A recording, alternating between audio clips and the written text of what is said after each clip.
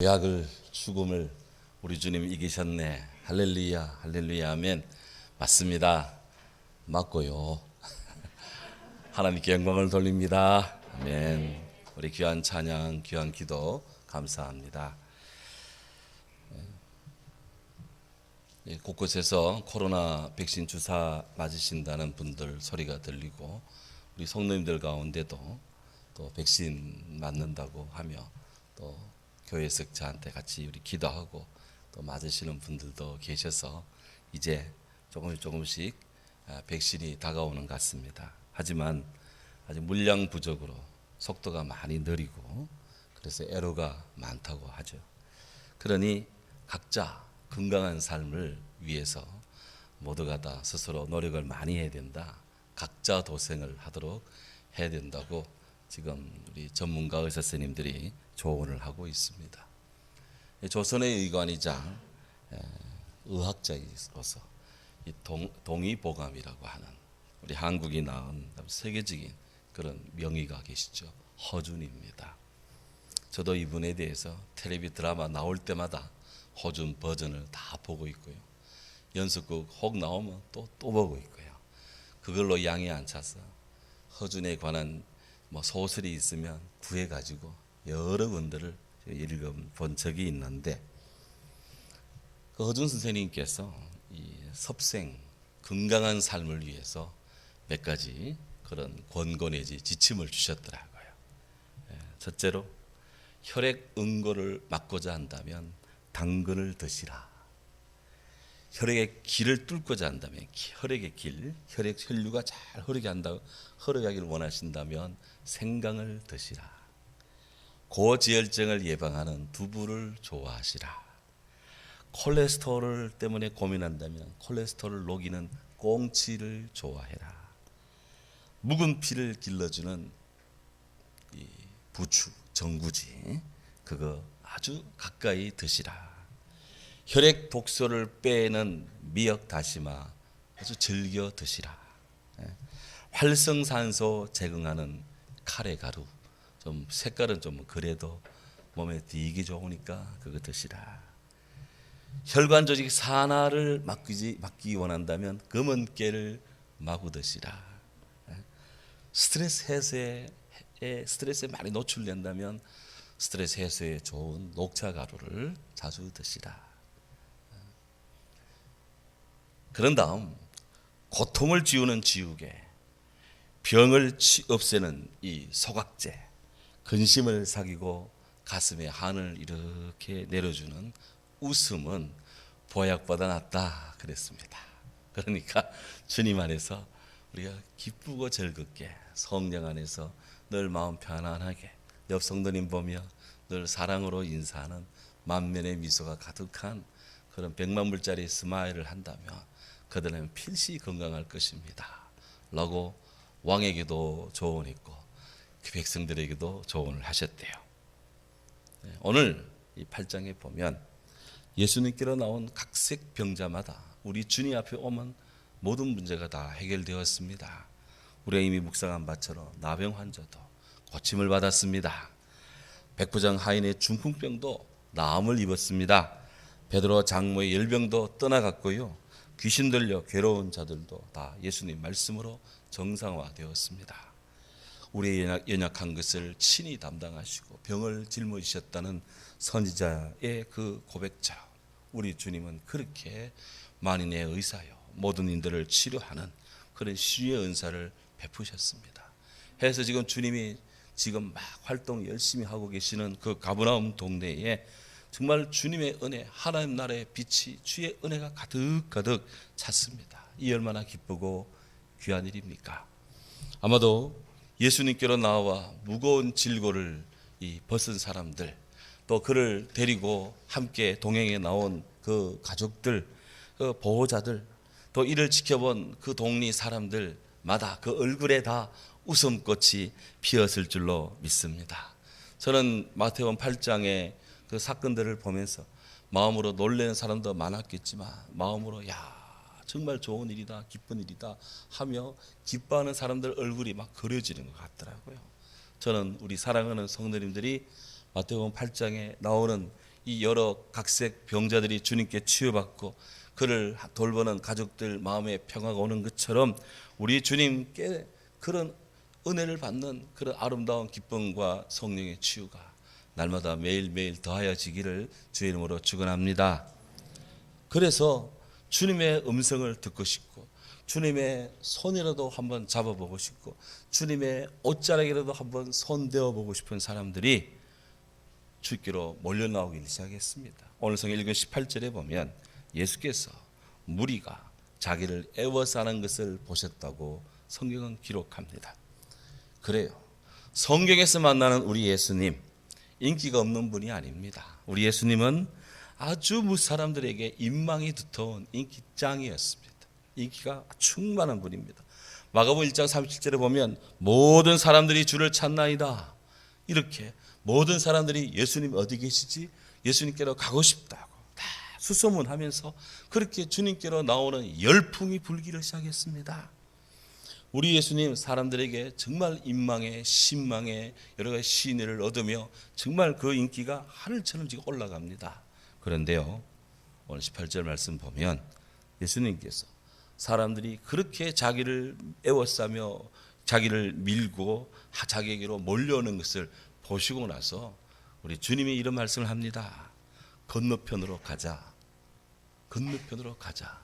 여기 건너편은 갈릴리 가버나움 앞에 있는 갈릴리 바다 건너편, 가버나움 반대편, 가버나움 저 동네로 가자. 그렇게 지금 주님이 명하셨다고, 명령을 내렸다고 그렇게 성경에 기록이 되어 있어요.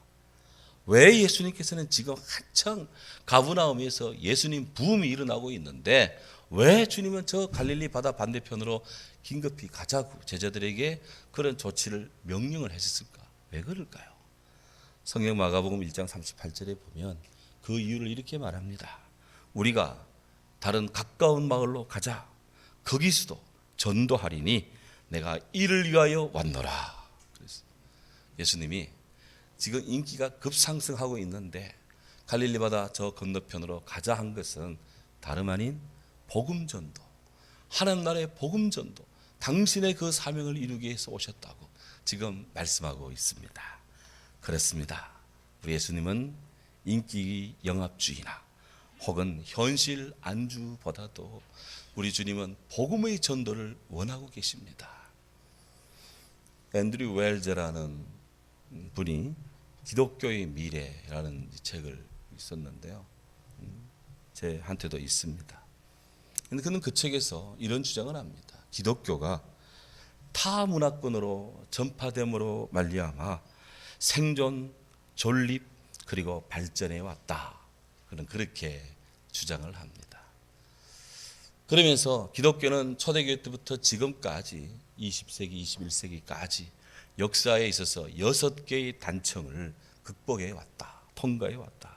첫 번째는 유대 시대라는 단청을, 두 번째는 그리스 로마 시대라는 단청을, 세 번째는 이민족 시대, 게르만족의 침탈과 그 무도한 자들 속에서의 복음 전도 시대, 네 번째는 소위 서유럽 시대, 다섯 번째는 유럽의 팽창 그리고 신대륙 발견, 그 와중에 기독교의 쇠퇴 시대, 여섯 번째는 타문화 전달 시대.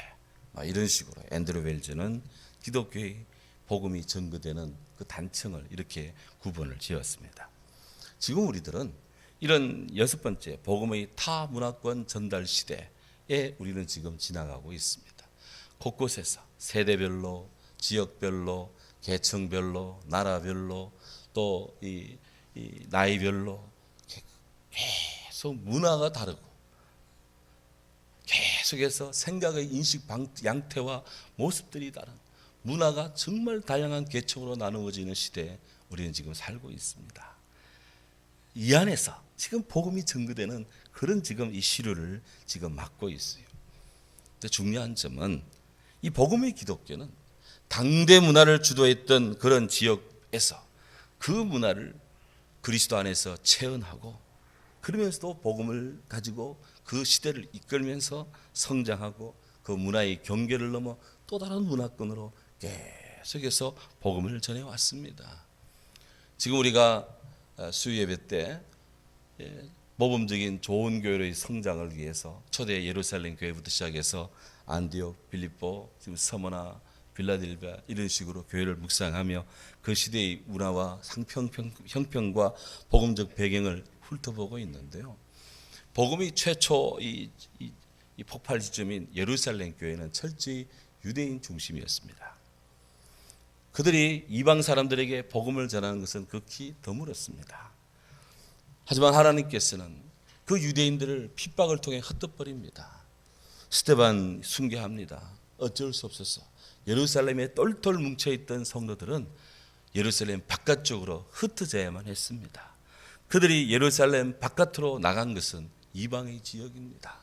사마리아, 그 밖으로는 더더욱더 복음이 희석되고 혼합주의 문화가 횡행한 그런 곳입니다. 그럴 때 도피한 사람들 중에 일부가 안디옥에 가서 거기서 복음을 전합니다.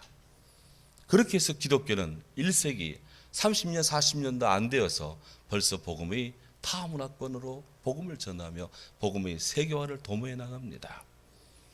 이스라엘과 로마 사이에 AD 70년에 전쟁이 있었습니다. 기독교는 완전히, 유대인들은 완전히 그 전쟁에 패망합니다. 그렇게 해서 더 이상 유대인이 싹이 보이지 않을 정도가 되었습니다. 하지만 진리, 복음이신 복음의 기독교는 새롭게 일어섰습니다. 엄청난 풍파를 입었던 유대 지역이지만 복음은 이미 그 중심의 불길이 안디옥으로 이미 곳곳으로, 세 곳곳으로 복음은 이미 그 씨를 불을 퍼뜨렸습니다. 드디어 그리스 반도가 예수 그리스도 안에 복음을 영접합니다. 로마도 영접합니다. 이렇게 해서 그리스 문명권, 로마 문명권에도 복음이 진출합니다. 로마 제국이 게르만에게 정복을 당합니다. 그 게르만에게도 복음을 전했습니다. 로마인들이 야만족이라는 그들에게도 복음을 전해서 그들이 신사의 나라가 되게 했습니다. 그렇게 해서 온 세계가 5대양 6대지에 복음이 전해지지 않은 것처럼 지금 전해졌습니다. 그 결과 이 동쪽 끝에 극동지역, 파이스트, 이 극동지역에 위치한 우리 한반도에도 대한민국에도 복음이 전해졌습니다. 그 결과 오늘 우리가 이렇게 주일마다 모여서 예배를 드리고 있는 거예요. 특별히 기도해 주실 것은 특별히 우리 한국군, 우리 국군의 병영 깊이 1004개 군인교회가 세워져 있습니다. 우리가 1004개 교회입니다. 그래서 군성교 담당하는 분들은 이를 천사 군인교회라고 합니다. 국군 장병들, 그들의 영혼 속에 그리스도의 피가 흐르게 하는 것이 바로 군성교회에 임하는 자들의 꿈입니다. 그렇게 하여 군 복음화를 통해 민족 복음화, 나라 복음화, 평화의 통일의 복음의 평화 통일의 비전을 가지고 기도하고 그렇게 헌신하고 있습니다.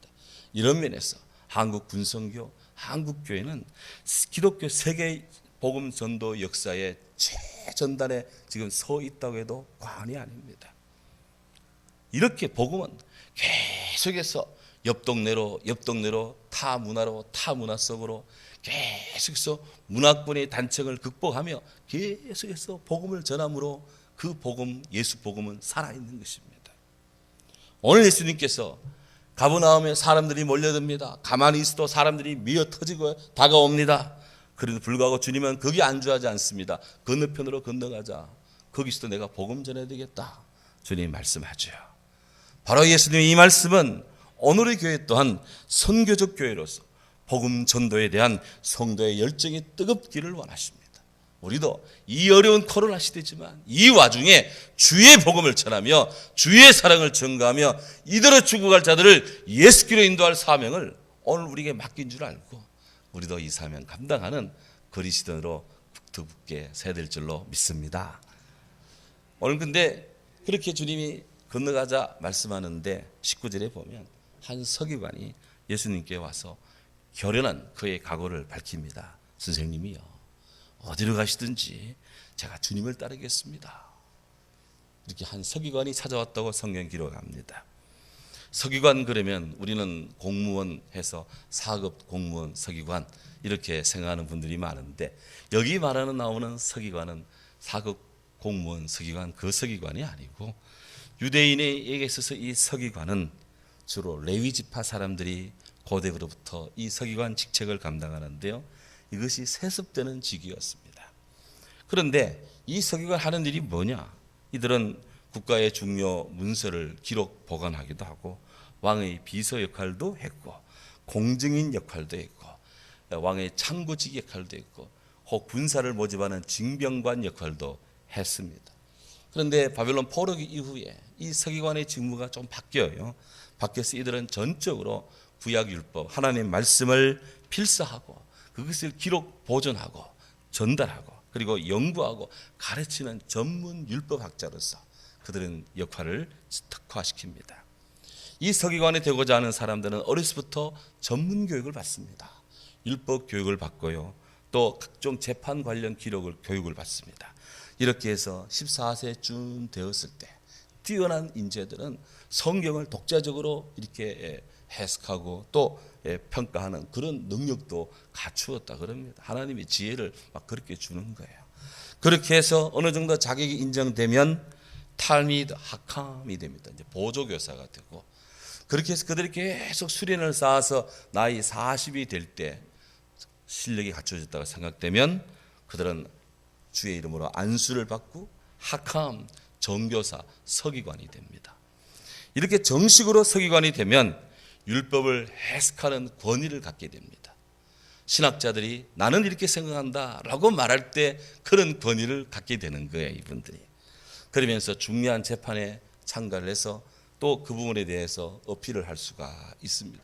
그러니 그 당시 유대 사회에서 정말 이 엘리트가 되고 전문가가 되고 어디 가나 존경받는 중요한 사람이 중에 하나가 한 부류가 이 서기관이었습니다. 예수님 시대 이 서기관들은 오늘날의 우리나라 국회의원급인 사내들인 의회 공의원이기도 했고요. 율법교사로도 불렸습니다. 그런데 불행하게도 성경에 보면 이 서기관들이 바리새인들과 함께 혹은 대제사장과 함께 예수님을 공격하는데 어떻게 하든 주님을 트집 잡으려는데 그들은 기회를 엿보는 또 그런 기회주의자로도 그렇게 비치고 있습니다. 썩 그렇게 이미지가 좋지 않아요. 오늘 뜻밖에도 그 한 서기관이 예수님께 나왔습니다. 예수님께 와서 주여 어디로 가시든지 제가 주를 따르겠습니다. 제자가 되겠다고 지금 주님께 특별히 요청하고 있는 거 아니에요? 그 말씀을 딱 들으니까 우리 주님 마음이 어떻겠어요? 서기관의 그 청원 들은 예수님이 이렇게 말씀했답니다. 여우도 굴이 있고 공중에 나는 새도 머리 둘 곳이 있지만 인자는 머리 둘 곳조차 없어. 어떤 신학자들은 예수님께서 이런 말씀으로 완곡하게 그 서기관의 청을 거절했다고 그렇게 보는 분들도 있습니다. 또 어떤 분들은 그것이 아니라 예수님께서 그를 제자로 받아들이지 않은 것이 아니라 제자가 되는 길은 쉽지 않다. 자기 부정, 희생, 봉사, 고난이 따르는 길이다. 당신이 이것을 할 수 있겠소? 이렇게 되물으신 것이기도 하다. 이렇게 보는 분들도 있어요. 우리가 이 문자적으로 문학적으로 본다면 여우의 굴이라는 것은 몸을 은신하고 몸을 숨기고 몸을 눕힐 수 있는 그런 최소한의 장소입니다. 새의 거처라는 것은 새가 밤을 지새울 수 있는 그런 나뭇가지에 있는 그런 긴급 그런 둥지 같은 임시 처소입니다. 여우의 굴도 없다, 새의 거처도 없다 라고 말하는 것은 우리 예수님이 가는 길이 영광의 보좌의 길이 아니라 그 길은 아주 빈약한 삶의 고난의 길이다. 그걸 지금 주님이 말씀하고 있는 거예요. 예수님은 짐승들조차도 최소한의 음성 하나만 그들의 보금자리가 있지만 당신은 지금 머리 둘 곳도 없다. 이렇게 말씀을 하고 있어요. 우리가 이 사실을 문자적으로 받아들이고 이를 진작에 받아들이면 참 주님의 뒤를 따르는 이들의 마음은 인간이기 때문에 힘들어요. 굉장히 불편하기도 합니다. 그런데 주님의 뒤를 따르는 그 길이 정녕 나의 주장을 주장하고 내가 휴식을 보장받고 내가 인간으로서의 권위를 보장받고 내가 철저한 대접을 받고 대우를 받고 직업적 자기 가치를 추구하는 그런 길이다. 그 길이 아니다 라는 것을 아주 부드럽게 표현한 예수님의 유머이기도 하다라고 보는 학자들도 있습니다. 어쨌든 간에 주여 주님 어디로 가든지 주님 따르겠습니다 하니까 여우도 굴이 있고 인자도 이 새도 머리 둘 곳이 있는데 인자는 그것도 없어. 나는 주님 말씀 앞에 우리 여러분들이 서기관이라면 어떤 마음을 갖겠습니까? 이 이야기가 별로 마음에 안 들었는지 한 제자 중에 한 사람이 앞으로 탁 튀어나오며 주님께 이야기합니다. 오늘 성경에 따르면 제자 중 또 한 사람이 그랬습니다. Another disciple. 다른 제자 하나가 탁 앞으로 나와서 이런 이야기를 합니다. 주여, 제가 먼저 가서 내 아버지를 장사하게 하고 그리고 주를 따르도록 허락해 주십시오. 그렇게 부탁을 했어요. 지금 한 서기관의 이야기와 또 다른 제자의 이야기가 지금 같이 이렇게 비춰지고 있습니다. 여기서 우리는 잠시 제자라는 것이 과연 누구냐? 제자는 도대체 어떤 사람이냐? 제자의 개념에 대해서 약간 혼동스러울 때가 있습니다. 제자라는 개념이 막 섞여 사용하는 것 같아요. 하나는 다른 모든 생활을 뒤로 두고 자기를 부인하고 자기 십자가 지고 철저히 죽도록 주를 따르겠다고 하는 그런 제자, 통상 우리가 생각하는 그런 제자입니다. 그런데 또 하나 제자는 예수님께 신앙 고백하고 그분의 가르침을 따르되 지금 아버지 돌아가실 것 같으니까 장례 치르고 와서 좀 따르기가 안 될까요?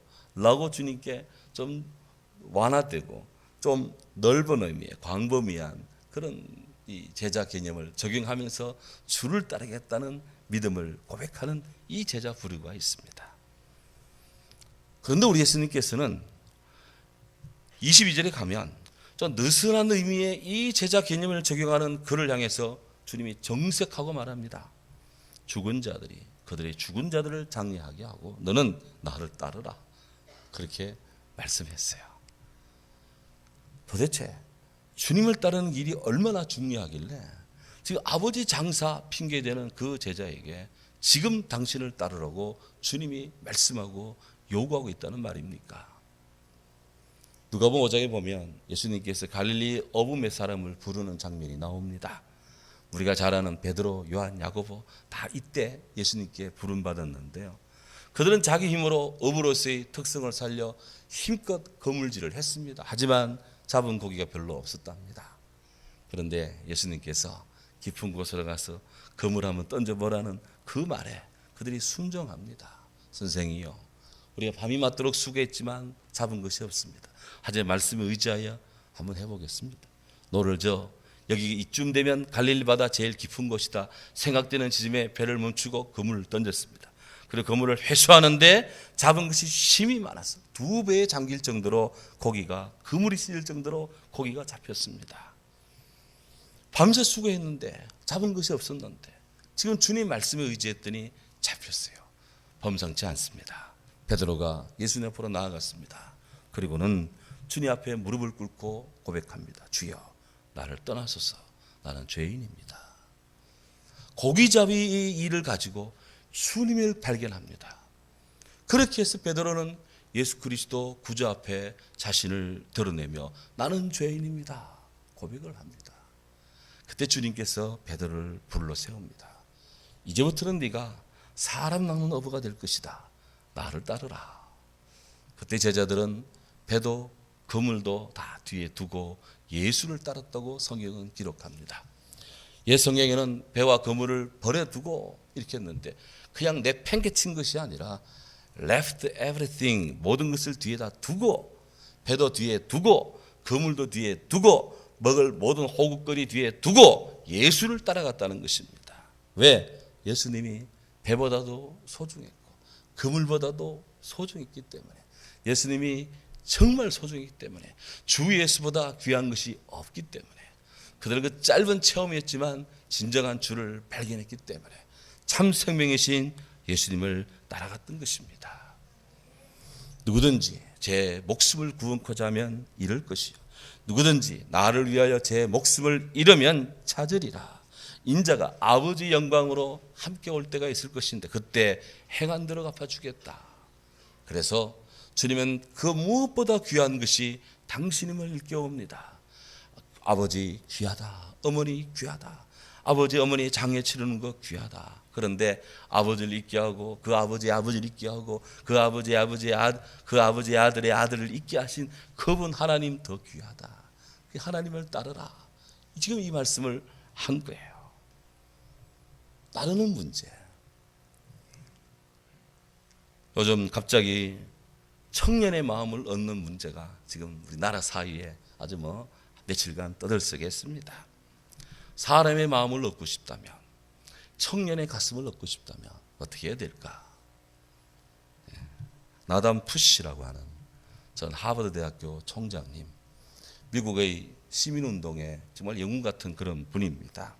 이분이 사람의 마음을 얻으려면 적어도 5가지가 필요하다. 첫째, 흔들 수 있는 깃발이 있어야 되고, 둘째, 변하지 않는 신념이 있어야 되고, 셋째, 따를 수 있는 지도자가 있어야 되고, 넷째, 평생을 함께할 친구가 있어야 되고, 다섯 번째, 함께 부를 수 있는 노래가 있어야 된다. 그랬어요. 그러면은 사람 마음을 얻고 그야말로 어느 곳이라도 함께 동행할 수가 있다. 그래서 군대 가면 늘 부대기가 있고요, 중대기가 있고 소대기가 있습니다. 그리고 앞으로 갈 때 늘 군가를 부릅니다. 그리고 소대장이 지휘관이 나를 따르라면 따라갑니다. 이 3박자가 착착 맞는 것이 분세계입니다. 그런데 이런 모든 사람을 다 포괄하려면 어떻게 될 것인가? 이 5가지, 흔들 수 있는 깃발, 따를 수 있는 변하지 않는 신념, 그리고 따를 수 있는 지도자, 평생 함께할 친구, 함께 부를 수 있는 노래, 이런 것들을 다 갖추는 것이 쉬운 것이 아니에요. 그래서 어떻게 하면 청년의 마음을 얻을 것인가? 어떻게 하면 사람 마음을 얻을 것인가? 그렇게 다들 전전긍긍합니다. 그만큼 우리나라 사회도 이 따를 수 있는 깃발, 따를 수 있는 사람, 부를 수 있는 노래, 방향이 그렇게 선명하지를 못합니다. 존경할 만한 지도자, 목숨을 바쳐서 수호하고 싶은 진리가, 그런 마음들이 이 땅의 사람들에게 얼마만큼 지금 자리 잡고 있느냐. 표류하는 배와 같이 우리나라 사회가 흔들리고 있습니다. 세상의 호흡이 그만큼 거칠어졌다는 것이고, 서로를 향한 따뜻한 마음의 장벽들이 지금 닫혀지고 있고, 만면의 미소가 사라지고 있고, 무엇보다도 진리가 아닌 소리가 그냥 진리, 그냥 울리는 꽹과리, 그냥 소리나는 구리, 이런 것처럼 온 동네에 진동만 시키고 있습니다. 사람들은 다 영혼의 귀를 막고 있습니다. 코로나니까 복음 진리에 마저도 귀를 막으려고 합니다. 저만 그렇습니까? 우리 성도들은 어떤가요? 성경은 귀인들을 의지하지 말라, 도울 힘이 없는 인생도 의지하지 말라. 왜? 그의 호흡이 끊어지면 흙으로 돌아가서 그의 생각이 그날로 소멸될 것이다. 사람을 의지한다는 것은 이렇게 이 깊이가 얇습니다. 우리가 세상만 바라본다면 늘 마음에 섭섭함, 늘 마음에 공허함, 늘 마음에 이렇게 당황스럽고 불만의 요소가 끊이질 않습니다. 그런데요, 하나님 말씀을 의지하고 믿음으로 눈을 들어 우리 주님의 이 일을 향한다면 그때는 답이 달라집니다. 시편 146편 5절은 말합니다.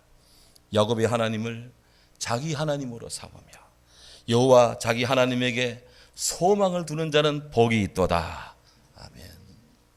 성경에서 만나는 하나님, 적어도 제가 사랑하고 고백하는 하나님, 우리 하나님, 그 하나님은요, 여호와니시, 하나님 나의 깃발, 우리가 정말 평생토록 영원한 진리로서 따라가야 될 깃발임에 틀림이 없습니다.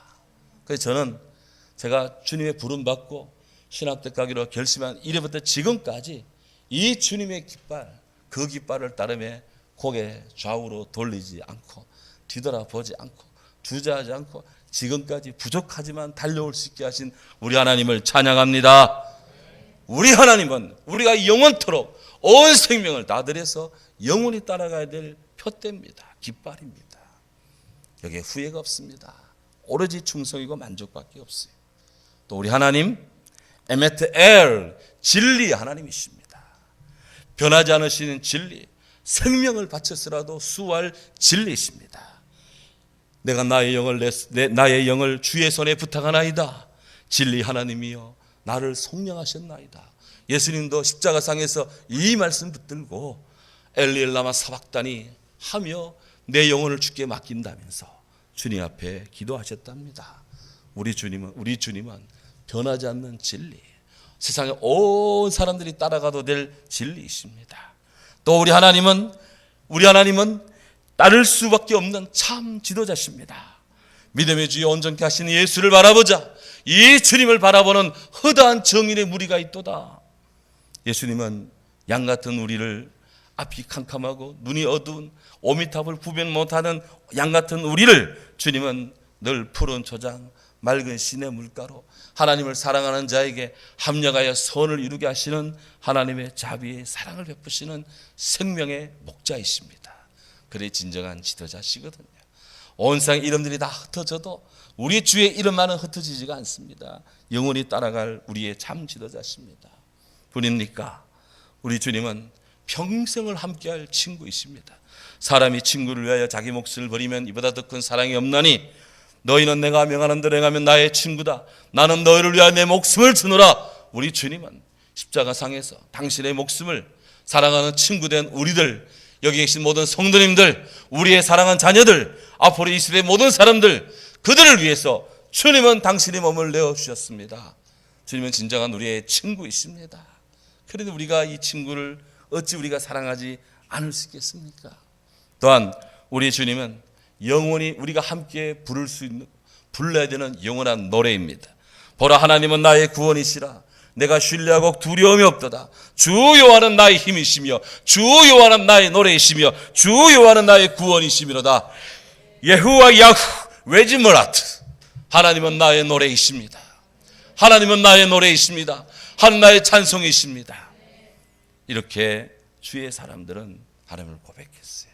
그러니 이 땅에 그렇게 사람들 마음을 얻고 싶어 하는데 예수 안에서 다 이런 길이 있습니다. 우리는 지금 어느 정도의 제자가 되기 원하십니까? 우리 성도님들은 어떤 그룹의 제자이십니까? 세상 모든 것 다 뒤로 하고 전적으로 주를 따르기를 원하시는 분입니까? 주 예수 그리스도 살아계신 믿고 생의 현장에서 주를 따르기 원하는 그 제자입니까? 예수님은 어떤 부류에 속하든지 간에 당신을 따르기를 원하십니다. 믿음을 가지고 소망을 가지고 사랑하며 진리 안에 있기를 원하십니다. 배도 중요합니다. 그물도 중요합니다. 어머니도 중요합니다. 아버지도 중요합니다. 하지만 그에 앞서서 이 모든 것들을 주신 하나님 참 중요합니다. 그를 따르는 자에게, 먼저 그의 나라와 의를 구하는 자에게 이 모든 것 더해 주시는 은혜를 베풀어 주십니다. 나를 사랑한 자들이 나의 사랑을 입으며 나를 간절히 찾는 자가 나를 만날 것이라. 부귀도 내게 있고 아멘. 장관 재물도 우리 주님께 있습니다. 공의도 그러하느니 내 열매는 금이나 정금보다 나으며 내 소득은 순원보다 나으니라.